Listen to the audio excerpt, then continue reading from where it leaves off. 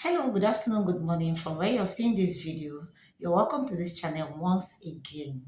In this video, I'll be teaching you a stepwise procedure on how to carry out the PCV test in the medical lab, which is the packed cell volume test. Yes, so that is what I'll be teaching you in this video. So if this is what you want to see, this is what you love to listen to and see the stepwise procedure and learn as well. Stick by this video and see it to the end. Now, let's dive right into the video. So, before carrying out your PCV test, you need some materials. And the materials you need are you need your capillary tubes here, you need your latex gloves here, you need your patient sample in an EDTA bottle, especially it must be in an EDTA bottle, or you pick it directly from the venipuncture site. Then you need your absorbent surface here. Before carrying out a PCV test, you do not ensure you're not using a clotted blood, because if you use a clotted blood, it's going to give you wrong result and wrong figure, and you know what that means. So let's dive right into the stepwise procedure on carrying out a PCV test. Now, first of all, before carrying out any test in the medical lab, you ensure you're putting on your latex glove. So we first of all put on our latex glove like this, like this, like this. So you first of all put on your latex glove this way, this way, this way. So you pick your capillary, get your capillary. This my capillary is a non-heparinized type.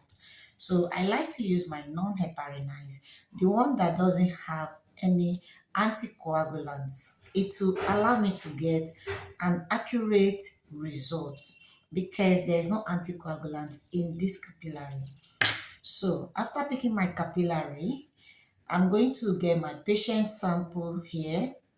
So on getting your patient sample, you first of all ensure you mix it properly. So I'm going to mix it back and forth like this. So you ensure you mix it properly to get an even mixture, so you'll not be missing out to pick any of the sample.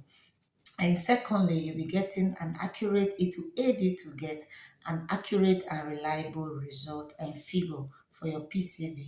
So you ensure you mix it properly, forth and back. Here, we don't have a machine mixer for now, so we still do our manual mixing. So you mix it forth and back to get an even mixture. After mixing it forth and back, you go in with one end of the capillary, So let's go in with one end of the capillary like this. I like to migrate with capillary action. Is going to migrate with capillary action. Do not force it. Do not force it. Here it is. So we have successfully picked the patient sample with our capillary. Now, after picking the patient sample with your capillary, you get your absorbent surface to remove the excess blood from the capillary tube. So you remove the excess blood like this. After removing the excess blood, we are going to seal it. Sorry, I didn't show you my sealant here. So you ensure you get your sealant. You also need a sealant.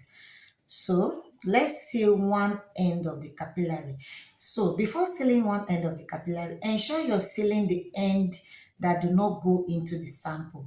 Yes, you seal from the end that didn't go into the sample. Ensure you're not sealing the end that went into the sample. So let's seal the other end that didn't go into the sample. So my sealant here, I've removed it from the pack for a convenience reason. I had to put it this way. Don't mind me. So let's seal it quickly. You seal the end that didn't go into the patient sample. Ensure you're sealing properly so you'll not be getting a spill while you're spinning in the hematocrit centrifuge. So I'm sealing one end now. So ensure you're sealing one end properly, especially the end that didn't go into the patient sample.